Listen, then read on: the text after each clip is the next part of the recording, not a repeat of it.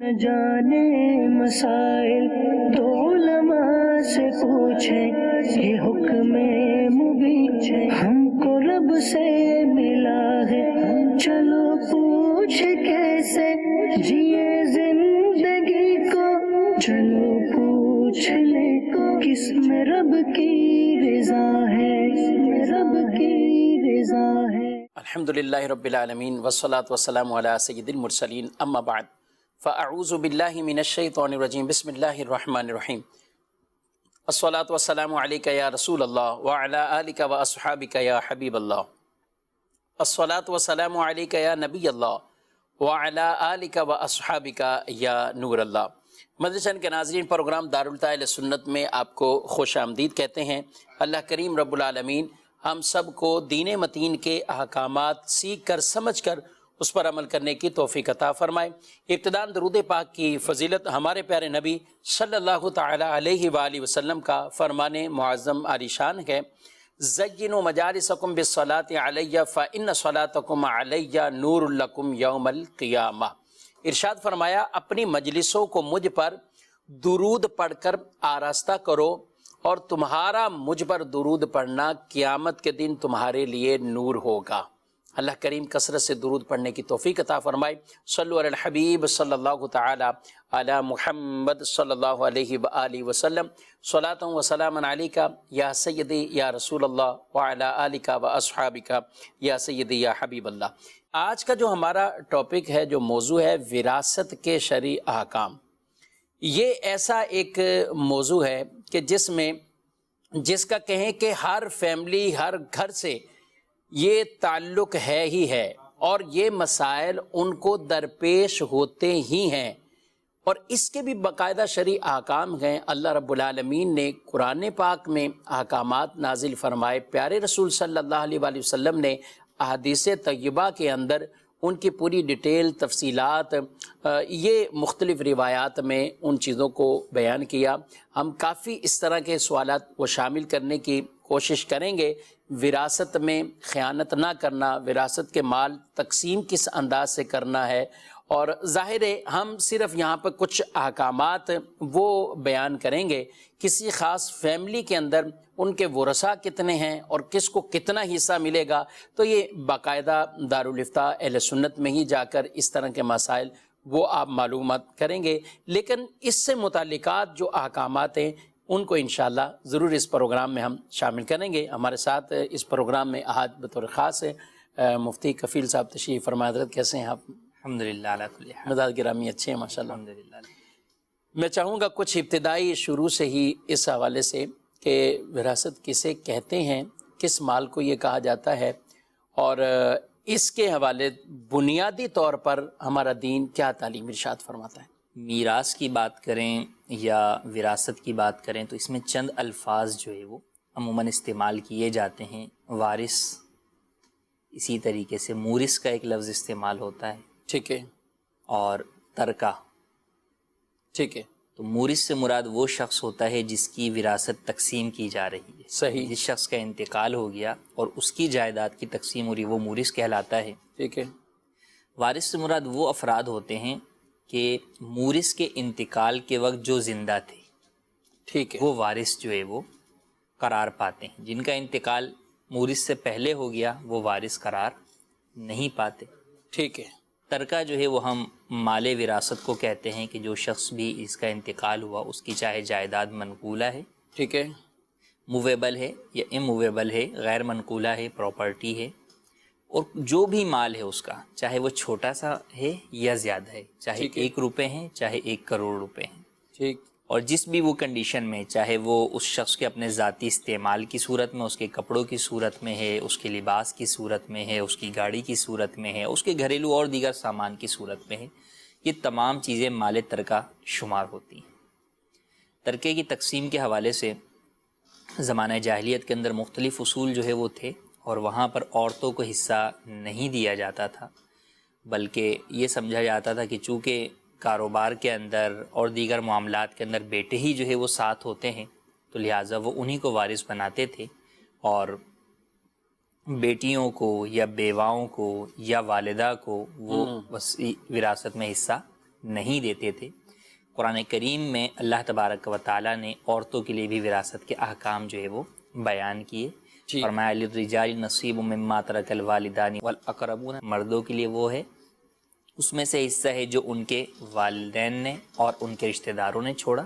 وللنساء نصیب مما ترک الوالدان والاقربون مما قل منہ او کثر نصیبا مفروضا.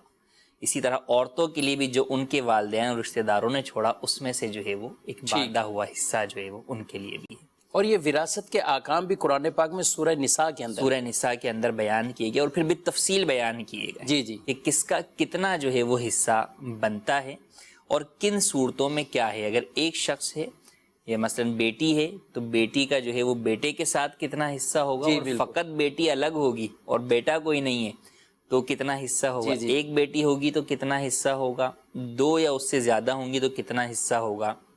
یوں ہی بیوہ کے حصے بیان کیے گئے. قرآن کریم میں اللہ تبارک و تعالیٰ نے بہت ہی واضح انداز کے اندر ہر ایک کی جو ہے وہ پرسنٹیج شیئر جو ہے وہ حصہ بیان کر دیا گیا. ٹھیک ہے. اور اسلام کے اندر اس بات کی تعلیم دی گئی کہ کوئی بھی شخص وصیت کر کے اپنے وارثوں کو نقصان نہ پہنچائے. حدیث پاک میں فرمایا گیا جو اللہ اور آخرت کے دن پر ایمان رکھتا ہے تو وہ ایسی وصیت نہ کرے کہ جس کی وجہ سے اس کے وارثوں کو جو ہے وہ نقصان پہنچے، تکلیف پہنچے.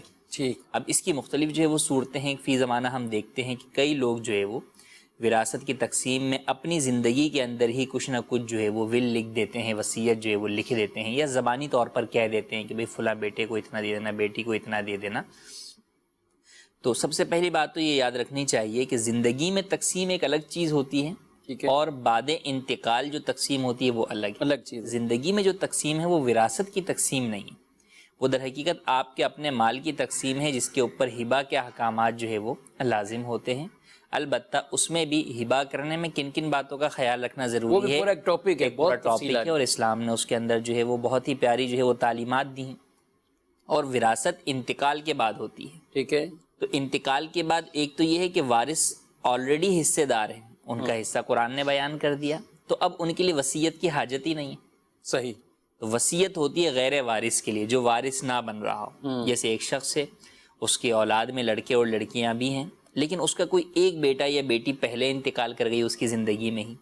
اب وہ چاہتا ہے کہ میں اپنے پوتے یا نواسوں کے لیے کچھ وصیت کروں، تو چونکہ وہ وارث نہیں بن رہے تو ان کے لیے وصیت وہ کر سکتا ہے اور کرنی بھی چاہیے. اور وہ وصیت جو ہے وہ 1/3 تک نافذ ہوگی، یعنی تہائی مال تک نافذ ہوگی.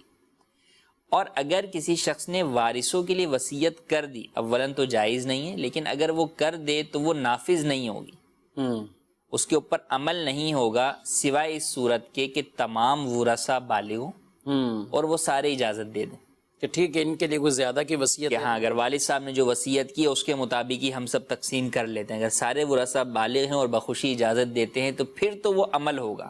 ٹھیک ہے. لیکن ویسے اگر ورثہ راضی نہیں ہیں تو پھر اس وصیت کے اوپر عمل نہیں ہوگا. اور یہ جو وارثوں کے لیے وصیت ہے یہ 1/3 میں بھی نافذ نہیں ہوگی، تہائی میں بھی نافذ نہیں ہوگی ورثہ کی اجازت کے بغیر. تو لہٰذا کئی دفعہ ایسا ہوتا ہے کہ انسان جو ہے وہ اپنے طور پر یہ سوچتا ہے کہ یہ بیٹا میرا زیادہ خدمتگار ہے یا فلاں یہ ہے، اور وہ اس کے لیے کوئی ایسی وصیت جو ہے وہ کر جاتا ہے. تو اس کو اس بات کو دیکھنا جو ہے وہ ضروری ہے کہ کیا اس کے لیے وہ وصیت کرنا وہاں پر درست بھی ہے یا نہیں ہے. ٹھیک ہے. کیونکہ اس کی وصیت ویلڈ ہی نہیں ہوگی جب تک دیگر ورثہ جو ہے وہ راضی نہیں ہوں گے. اور الٹا ہوتا یہ ہے کہ جب وہ ویلڈ تو نہیں ہوئی وصیت، لیکن اس وصیت کی وجہ سے آپس میں بہن بھائیوں میں ناچاکیاں جو ہے وہ شروع ہو جاتی ہیں، اولاد میں ناچاکیاں شروع ہو جاتی ہیں. تو لہٰذا والدین کو بھی چاہیے کہ کوئی ایسا کام کر کے نہ جائیں جو بعد میں خود ان کے لیے گناہ کا سبب بنے یا پھر جو ہے وہ ان کی اولاد میں آپس میں ناچاکی کا جو ہے وہ سبب بنے. اور اگر زندگی میں تقسیم کریں تو اس کے بھی اپنے بہت ہی پیارے جو ہے وہ اصول ہیں کہ زندگی میں تقسیم کرنے کے اندر کن باتوں کا خیال رکھنا ضروری ہے. تو ان چیزوں کو بھی ہم لیتے ہیں اور اس کے اوپر بھی پھر آگے بات کرتے ہیں. ٹھیک ہے. یعنی جو جس کا انتقال ہو رہا ہے اس کے لیے بھی احکام ہے کہ وہ اگر کوئی اس طرح کے معاملات کرنا چاہے تو وہ بھی دینی طور پر اس کی پہلے آگاہی حاصل کرے، اس کا دینی طور پر. اور کئی ہوتے بھی ہیں کفیل بھائی، آپ کا بھی اس پہ تجربہ ہوگا، اور ماشاءاللہ ایک تعداد ہے کہ جو اس کے لیے باقاعدہ پہلے سے ایک اہتمام کرتے ہیں کہ ہم اب اس عمر میں ہیں، اب کیا زندگی میں کرنا چاہیں تو کیا کریں، اور اگر وصیت بھی کرنا چاہیں تو اس کے لیے کیا کریں. کیا ہمیں وہ اختیار کرنا چاہیے. اور یہ ایک اچھی بات ہے کہ اگر وہ شرعی طور پر بھی ان کو کر کے پھر بطور خاص اگر وہ وصیت کر کے جاتے ہیں اپنے مال میں سے کسی نیک کام کے اندر یا کسی معاملے میں، تو جو وصیت کر دیتا ہے کوئی، تو اب ترکہ کی جو تقسیم ہوتی ہے، جو مال وراثت ہوتا ہے، تو یہ وصیت کے بعد ہے یا پہلے وصیت پر عمل کیا جائے گا؟ یہ تقسیم کاری کس انداز سے پھر ہوگی؟ یہ کسی بھی شخص کے انتقال کے بعد اس کے جو مال ہے اس میں سے تجہیز و تکفین، یعنی اس کے کفن دفن کے جو ضروری اخراجات ہیں وہ اس سے ادا کیے جاتے ہیں، اور پھر اس کے بعد اگر اس شخص پر کوئی قرض ہے تو وہ قرض کی ادائیگی ہو. اچھا، اگر قرض اتنا ہے کہ اس کا سارا مال ہی جو ہے وہ ختم ہو جائے گا تو وصیت یا وراثت کی باری نہیں آئے گی. اچھا، پہلے یعنی قرض ادا اتنی ہوگا، اہمیت ہے سب سے پہلے قرض کی جو ہے وہ اہمیت ہے.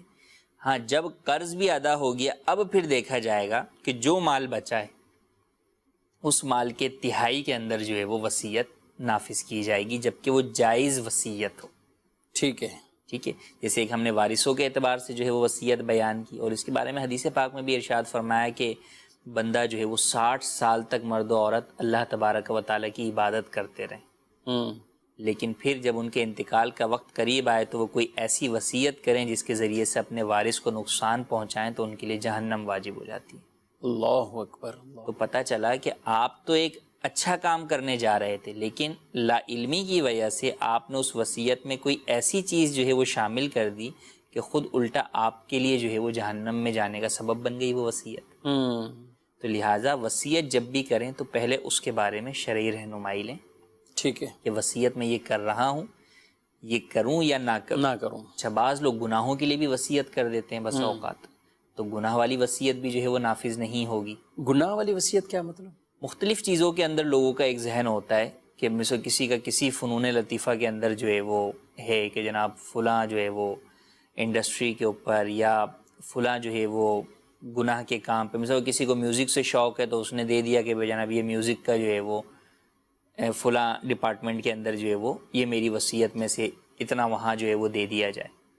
ٹھیک ہے. تو یہ گناہ کی وصیت ہے، اس کو پورا کرنا جو ہے وہ کسی بھی صورت میں جائز نہیں ہے، اور یہ کرنے والا اپنے لیے گناہ جاریہ کا جو ہے وہ سبب کر کے جو ہے وہ جا رہا ہے، تو ورثہ کے لیے اس وصیت پر عمل کرنا بھی جائز نہیں ہے. تو وصیت جائز ہو، اور پھر یہ کہ اس کا جو احکامات ہیں ان کو بھی پہلے جان لیں پھر ہی وصیت کرے. پھر بسا اوقات وصیت کے الفاظ پر بھی ڈیپینڈ ہوتا ہے کہ الفاظ وصیت کیا ہیں. کوئی ایسے اب الفاظ سے وصیت کی جو کہ در حقیقت وصیت نہیں بنتی. ٹھیک ہے. اب بعد میں ورثہ لیے میں کہ بھئی یہ تو وصیت کی تھی، لیکن جب شرعی اعتبار سے اسے دیکھا جاتا ہے تو وہ در حقیقت وصیت بنی نہیں رہی ہوتی. صحیح.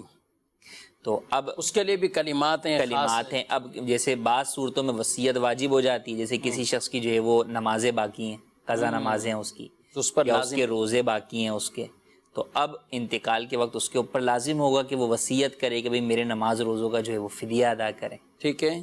تو بعض وصیت واجب بھی ہیں، لیکن اب اگر وہی ہے کہ ان وصیت کے اندر جو واجب تھی اس نے اپنے طور پہ کوشش بھی کی، لیکن جو اس کے الفاظ ہیں ان کو درست طریقے سے استعمال نہیں کیا، تو ممکن ہے کہ بعد میں اس وصیت کے نفاذ کی صورت نہ بن سکے.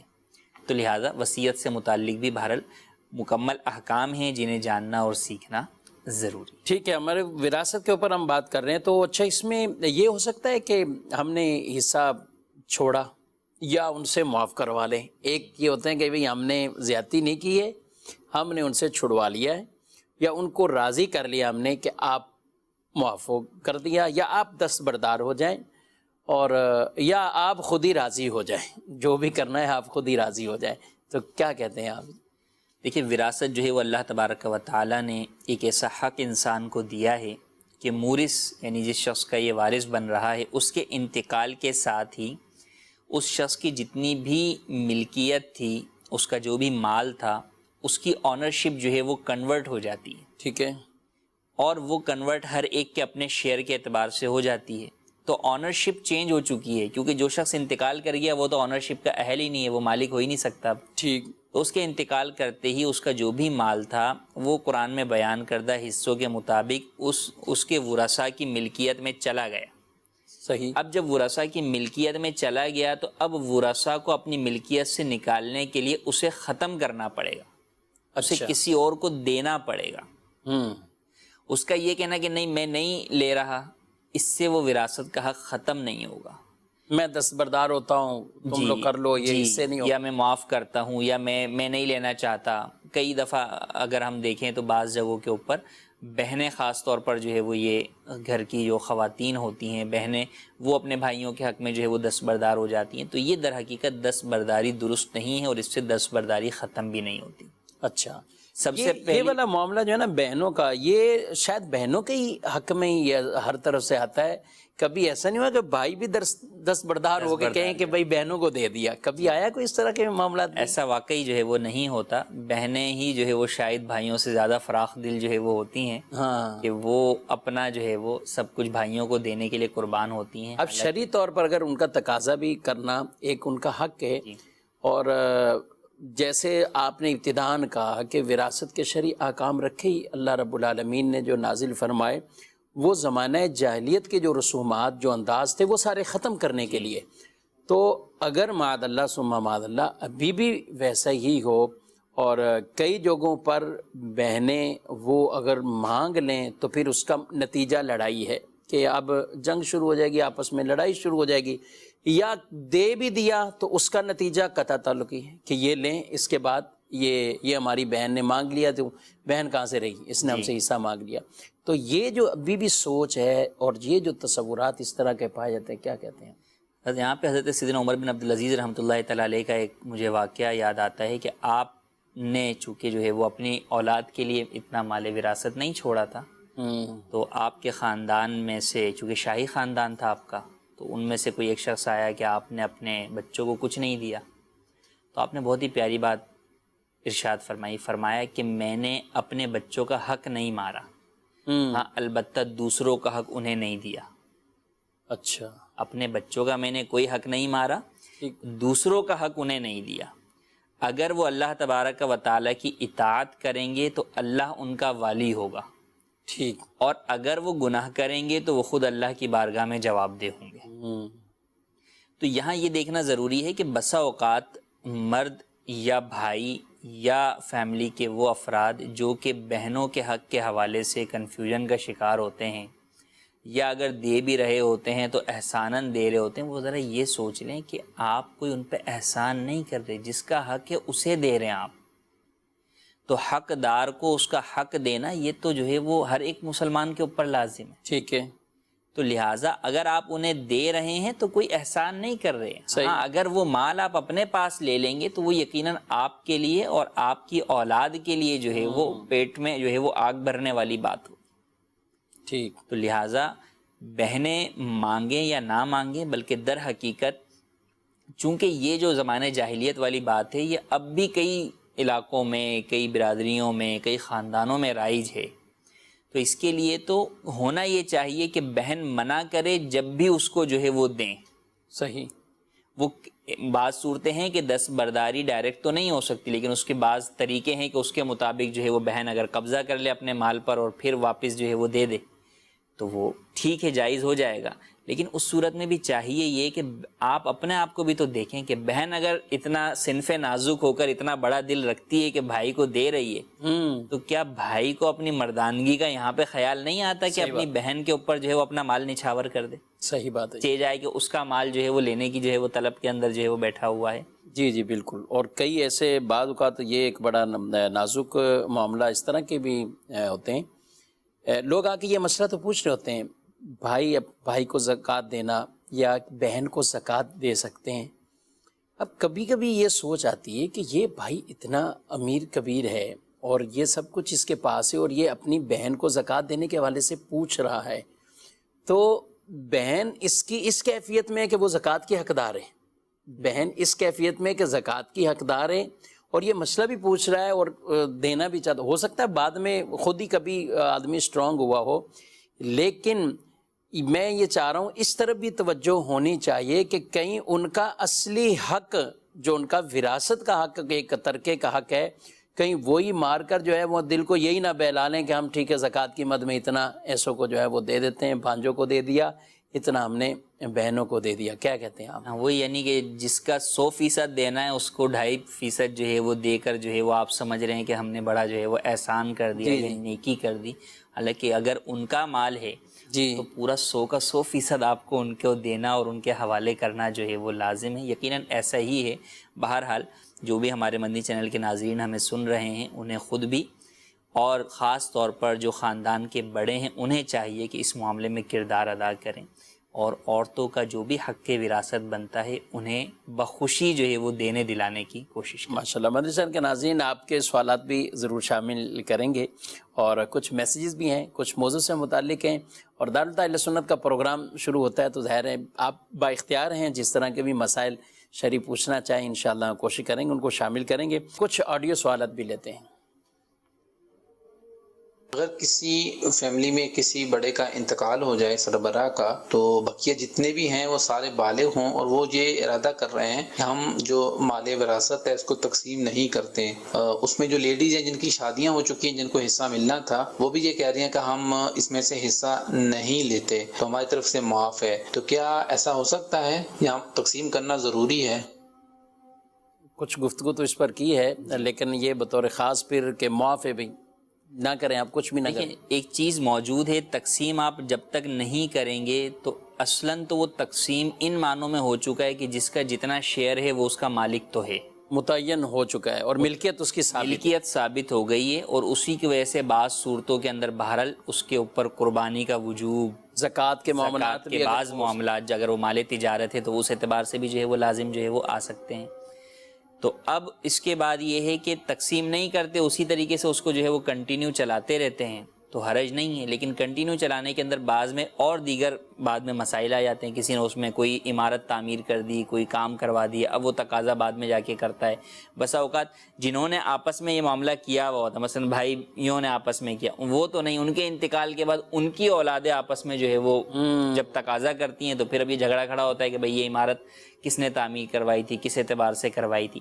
تو بہتر یہی ہے کہ حتی الامکان جتنا جلد از جلد ممکن ہو تقسیم وراثت عمل میں لائی جائے. بہنیں ہیں یا کوئی بھی شخص ہے وہ کہتا ہے مجھے حصہ نہیں چاہیے، بسا اوقات جو ہے وہ بیوہ یہ کہتی ہے، والدہ جو ہوتی ہیں کہ بھئی مجھے نہیں چاہیے، میں تو کسی بھی بچے کے ساتھ رہ لوں گی، تو اس کے یہ کہنے سے اس کا حصہ ختم نہیں ہوتا، وہ حصہ اپنے پاس ہی جو ہے وہ اپنی جگہ پر ہی موجود ہے.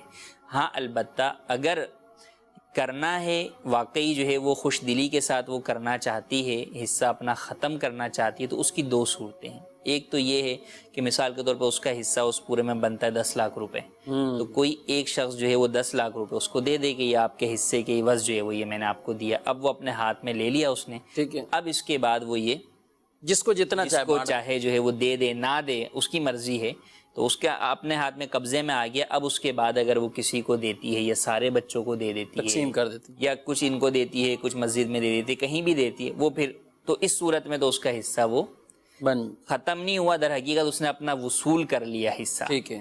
دوسری صورت یہ ہوتی ہے جسے جو ہے وہ آپ کہتے ہیں تخارج، جو ہے وہ یہ کہلاتا ہے کہ آپ کوئی ایک مال لے کے 10 بردار ہو جاتے ہیں. مثال کے طور پہ کسی شخص کی بہت ساری جائیدادیں ہیں، اب ان میں سے جو ہے وہ کسی ایک وارث کے حصے میں مثلا 3 دکانیں آ رہی ہیں اور وہ یہ کہتا ہے کہ بھائی ایک دکان بس میں لے کے بقیہ حصے سے 10 بردار ہو رہا ہوں. تو یہ بھی ایک طریقہ ہوتا ہے کہ اس طریقے سے بھی جو ہے وہ آپ اپنا حصہ گویا کہ ایک چھوٹے حصے کے بدلے میں، چھوٹی چیز کے بدلے میں لے کر آپ جو ہے وہ الگ ہو جاتے ہیں. تو یہ بھی صورت جو ہے وہ جائز ہے. تو یہ 2 صورتیں جو ہے وہ ہیں. یہ ہیں کہ لیکن خاص اس کے طریقے ہیں، سمجھنا پڑے گا، کہیں ایسا نہیں اپنے طور پہ غلطی کر لیں.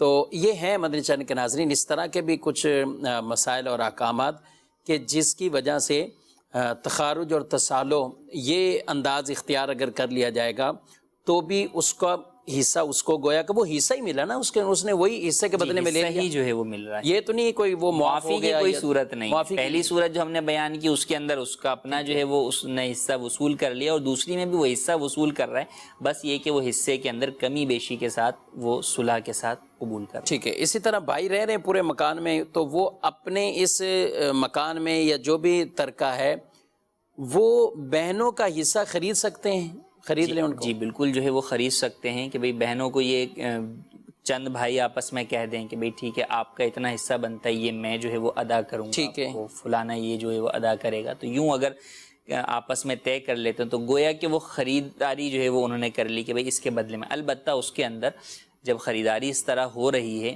تو کب کا ٹائم یعنی قیمت لگوا لی جائے اور سودا کر لیا جائے، کیونکہ اب مثال کے طور پہ آج بات کی بہنوں سے اور آج قیمت لگائی جو ہے وہ اس کی 10 لاکھ روپے کی، اور پھر پیسے پوسے بھی نہیں دیے، کچھ بھی نہیں دیا، اور 20 سال کے بعد جا کے جو ہے نا وہ کہتے ہیں جناب وہ 10 لاکھ لے لیں، حالانکہ اب اس کی قیمت 1 کروڑ روپے جو ہے وہ ہو چکی ہے۔ تو وہ پہلے سودا ہوا تھا یا نہیں ہوا تھا، بس ایک ہی ہوائی بات ہوئی تھی، کیونکہ جب سودا ہوگا تو اب انہیں پیمنٹ دینی ہے نا، جس طرح ایک باہر آپ کسی سے چیز خریدتے ہیں پیمنٹ دینی ہے، تو اس میں ٹائم فریم بھی جو ہے وہ سیٹ ہوتا ہے کہ بھئی اس کی پیمنٹ کب جو ہے وہ ادا کی جائے گی، تو وہ جو اس کے احکام ہیں پھر خرید و فروخت سے متعلق وہ سارے وہاں پر پورے ہونا ضروری ہے۔ آج ایک سوال ایسا آیا کہ ہم اپنا حصہ بیچ دیں گے ورثہ میں سے، قیمت وہ لگائی جائے گی جس وقت آپ دیں گے، جس وقت آپ پیمنٹ کریں گے اس کی جو ویلیو ہوگی اس دن قیمت متعین، اور حصہ آج سے بیچ رہے ہیں تو کیا کہتے ہیں؟ یہ تو دیکھیں وہی کہ قیمت خرید و فروخت کا ہی غلط مسئلہ ہو جائے جی گا۔ خرید و فروخت کا ہی الگ غلط مسئلہ ہو گیا کہ قیمت ہی متعین نہیں ہے، پتہ نہیں وہ سال بعد ہو 10 سال بعد ہو، تو گویا کہ ابھی خرید و فروخت پھر جو ہے وہ نہیں ہو رہی، خرید و فروخت بھی پھر اسی وقت ہوگی کہ جس وقت وہاں پر وہ قیمت جو ہے وہ متعین کریں گے۔ اگر ابھی خرید و فروخت مانیں گے تو بھی یہ خرید و فروخت فاسد ہو جائے گی کہ یہاں پہ جو ثمن ہے یعنی جو قیمت ہے وہ مجہول ہے، وہ معلوم نہیں، پتہ نہیں کتنی ہوگی۔ ٹھیک ہے جی، مزید سوالات کی طرف بڑھتے ہیں۔ دارالفتہ اہل سنت میں مفتی صاحب سے سوال عرض ہے کہ اگر 4 بیٹیاں اور 1 بیٹا جس کو گود لیا گیا ہو تو کیا وہ گود لیا گیا بیٹے کو بھی پورا حصہ دینا پڑے گا؟ ٹھیک ہے، مزید ایک سوال۔ شادی شدہ جو بچیاں ہیں ان کو گھر والوں کی طرف سے یہ کہنا کہ آپ اپنے حصہ جو آپ کا وراثت میں ملتا ہے اسے بری و ذمہ ہو جائیں، جو آپ کے بھائیوں کا فائدہ ہو جائے گا، تو وہ بھی راضی ہو جائے، لیکن شوہر اگر اس کو دباؤ ڈال رہا ہو کہ آپ اپنا حصہ لے کے آؤ ہمارے گھر میں کام آئے گا، تو کیا کرنا چاہیے؟ ان کو حصہ دینا چاہیے یا ان کو بلا پسا کر یہ کہہ دینا کہ آپ اپنا حصہ نہ لیں، وہ راضی ہو جائیں ٹھیک ہے ہم اپنا حصہ معاف کرتی ہیں؟ تو کیا ایسا ہو سکتا ہے؟ چلیں جی، یہ دوبارہ پھر وہی بیٹیوں سے ہی معاف کروانا ہے، بہنوں سے ہی معاف کروانا ہے۔ ہاں، یہ انہوں نے جو ایک خاص اس میں مزید ایک بات ایڈ کی ہے، بعض اوقات بہنیں وہ تقاضا نہیں کر رہی ہوتی اور وہ کسی حد تک اپنی رضامندی ظاہر کر چکی ہوتی ہیں کہ ہم اس طور پر راضی ہو جائیں گے یا کچھ حصہ لے کے وہ کرتے ہیں، بہنوں ہی یا اس طور پر وہ پریشرائز کرتے ہیں؟ جی دیکھیں، در حقیقت تو وہ اپنے مال کی مالک ہیں وراثت کی صورتوں میں، تو اس صورت کے اندر انہیں معاف کرنے کا مکمل اختیار ان معنوں کے اندر ہے کہ وہ اپنا حصہ قبضہ کر کے کسی کو دے دیں، ٹھیک ہے، ورنہ اصلاً تو ہم نے بتا دیا کہ معاف کرنے کا اختیار نہیں ہے، لیکن یہ ہو سکتا ہے کہ وہ کہہ دیں کہ بھئی جو ہے نا میں فلاں چیز لے کے بقیہ حصے سے دستبردار ہو جاتی ہوں، یا یہ کہ ٹھیک ہے کیش میرے ہاتھ میں دو، میں اپنے بھائی کو جو ہے وہ واپس کر رہی ہوں۔ لیکن دوسری جانب یہ بات بھی یاد رکھنا ضروری ہے کہ عورت کا یہ فیصلہ اس کا اپنا فیصلہ ہے، کیونکہ وہ اپنے مال کی مالک ہے، اپنے مال سے متعلق وہ اپنے پاس رکھنے کا بھی اختیار کرتی ہے اور دینے کا بھی، اور اپنے پاس بھی رکھے تو بھی اس کے شوہر کو اس بات کا حق نہیں ہے کہ وہ عورت کی رضامندی کے بغیر عورت سے اس کے مال کا تقاضا کرے، ٹھیک ہے، چاہے وہ مال اس کو وراثت میں ملے، چاہے وہ مال جو ہے وہ جاب کے ذریعے سے کما رہی ہو، صحیح، چاہے وہ تنخواہ ہی جو ہے وہ لا رہی ہو، تو شوہر کو ہرگز یہ حق حاصل نہیں ہے کہ وہ عورت سے جبراً جو ہے وہ اس کے مال کا تقاضا کرے یا اس سے زبردستی لے، ایسا کرے گا تو یہ بھی گناہ گار ہوگا۔ تو لہٰذا اگر بعض اوقات ہوتا ہے کہ بہنیں یہ دیکھ رہی ہوتی ہیں کہ ہمارے بھائی جو ہے وہ کمزور ہیں مالی اعتبار سے اور ان کو حاجت ہے، تو وہ وہاں پر جو ہے وہ بھائیوں کو دے رہی ہوتی ہیں، تو دینے میں وہ شرعی اعتبار طریقہ اختیار کریں تاکہ ان کی ملکیت ختم ہو اور وہ بھائیوں کی ملکیت کی طرف ٹرانسفر ہو شرعی طریقہ کار کے مطابق۔ ایسی صورت کے اندر بہرحال شوہر کا جو ہے وہ اپنی بیوی کو یہ پریشرائز کرنا کہ نہیں تم لو ہی لو اور لے کر مجھے دو، یہ ہرگز جائز نہیں۔ ٹھیک ہے، ایک سوال ہمارے پاس گود لیے ہوئے بچے پالک کا جو ہے پالک پہ تھا، ایک ہمارے یہ خرم بھائی میاں والی سے یہ بھی پوچھ رہے ہیں، رضائی بیٹے بھی ہوتے ہیں، تو یہ رضائی بچوں کا بھی اور یہ گود لیے ہوئے ان کے وراثت کے حوالے سے؟ جی، یہ وارث جو ہے وہ نہیں ہوں گے، جو لے پالک بچہ ہے یا رضائی بچہ ہے یہ جو ہے وہ وارث نہیں ہوں گے، بطور وراثت جو ہے وہ یہ حقدار نہیں ہیں، اگرچہ ان کو پالا ہو، بچپن سے پالا ہو، بڑی عمر تک جو ہے وہ پالا ہو، انہوں نے ہی جو ہے والدین کی خدمت کی ہو، جب بھی وارث یہ نہیں، وارث جو ہے وہ در حقیقت جو اصل وارث ہوں گے وہی ہوں گے۔ کئی اور دفعہ یہ اپنے والدین کے یہ اپنے والدین کے وارث ہوں گے۔ ہاں یہ ہو سکتا ہے کہ زندگی میں والدین جو ہے وہ ان کے لیے کوئی وصیت کر جائیں، جو پالنے والے والدین ہیں وہ اپنے ان بچوں کے لیے کوئی وصیت کر سکتے ہیں، وہ وصیت 1/3 کے اندر جو ہے وہ نافذ ہو جائے گی، کیونکہ وارث نہیں ہے، جب وارث نہیں ہے تو غیر وارث کے لیے جو وصیت کی جائے گی وہ 1/3 میں نافذ ہوگی۔ ٹھیک ہے، اور اس طرح زندگی میں اگر کوئی دینے کی صورت بنائے، جی زندگی کے اندر بھی جو ہے وہ دے سکتے ہیں، کہ زندگی کے اندر بھی جب دیں گے لیکن پھر زندگی کے اندر دیگر اور احکام بھی جو ہے وہ دیکھیں گے۔ صحیح۔ اگر اور اولاد بھی ہے تو پھر جو ہے وہ بہتر یہ ہے کہ برابر برابر تقسیم کریں، جتنا بیٹے کو دیں اتنا ہی بیٹی کو دیں، اگرچہ یہ بھی جائز ہے کہ بیٹے کو ڈبل دیں اور بیٹی کو سنگل۔ ٹھیک ہے، لیکن یہ جو گود والے ہیں یا اس طرح بس وقت پوری ایک زندگی ساتھ گزری ہوئی ہوتی ہے، جی اب وہ چاہ رہے ہوتے ہیں کہ یہ ہم نے تو اسی کو ہی بیٹا بنایا ہوا جی تھا، ایسے ہی ہوتا ہے۔ اصل تو یہی ہمارا، خاص طور پہ اس وقت ہوتا ہے جبکہ اپنی کوئی اولاد ہی نہیں نہ ہے۔ ہو، جی جی، اب یہ ہوتا ہے کہ پیچھے یہ مال جو ہے وہ بھائی یا بہنوں کو جو ہے وہ جائے گا۔ جی جی، تو بہرحال جو ان کو جائے گا ان کا جو بھی حصہ بنتا ہے وہ تو انہیں انتقال کے بعد ملے گا۔ زندگی کے اندر بہرحال یہ شخص جو ہے وہ بااختیار ہے، اپنے مال کا مالک ہے، اگر یہ اپنے بیٹے کو دیتا ہے تو وہ دے سکتا ہے لے پالک بچے کو۔ جی جی، لیکن وہ یہ کہ اس کے اندر بھی یہ جو بھی ایسے کام کرنے جا رہے ہیں پہلے رہنمائی لے لیں، ٹھیک ہے، کیونکہ دینے میں بسا اوقات ہمارے یہاں فقط قانونی کارروائیاں پوری کی جاتی ہیں،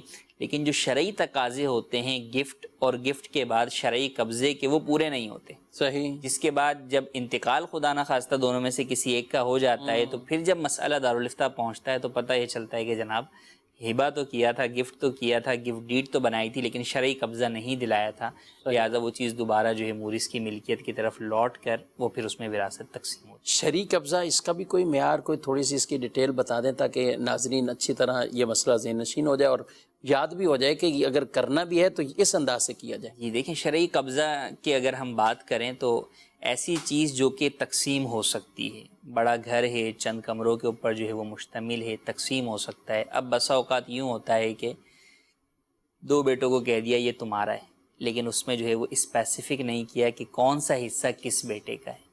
تو قبضے کا ایک اصول یہ بھی ہے کہ آپ اسپیسیفک کر کے دیں، الگ کر کے دیں کہ بھئی یہ والا حد بندی ہو جائے، رائٹ والا جو ہے وہ یہ 2 کمرے یہاں سے لے کے یہاں تک آپ کے ہیں، اس طرح کا ہو۔ دوسری بات یہ بھی ہے کہ جو شخص جو ہے وہ ہبہ کر رہا ہے اس چیز کے اندر اس کا اپنا مال جو ہے وہ ملا ہوا نہ ہو۔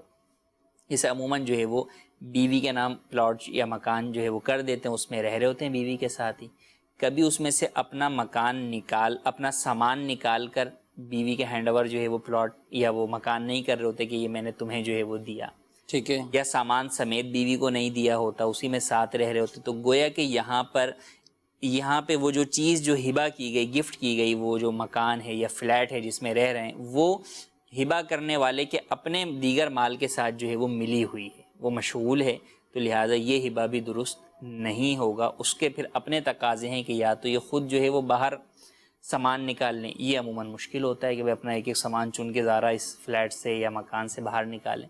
دوسرا یہ ہو سکتا ہے کہ یہ اپنا سامان سمیت جو ہے وہ سامنے والے کو گفٹ جو ہے وہ کر دے کہ یہ میں نے سامان سمیت جو ہے وہ آپ کو گفٹ کیا اور مکمل اس جگہ سے الگ ہو جائے۔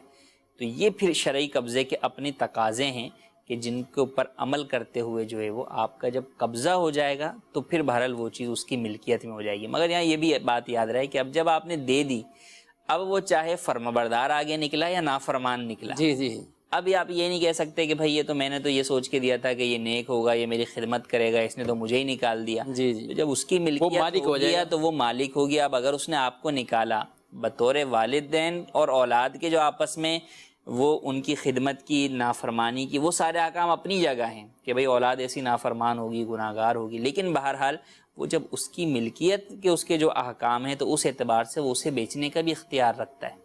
ٹھیک ہے، اس وقت آپ یہ نہیں کہہ سکتے کہ نہیں بھئی میری زندگی میں تم نہیں بیچنا، وہ آپ کی بات مان لے تو ٹھیک ہے، لیکن بہرحال جب بھی آپ گفٹ کر رہے ہیں شرعی اعتبار سے جو ہے وہ قبضہ بھی دلا دے رہے ہیں تو اس کا جو اگلا جو اس کے نتائج ہیں ان سب پر غور کرنے کے بعد ہی کوئی کام کرنا چاہیے۔ ماشاءاللہ۔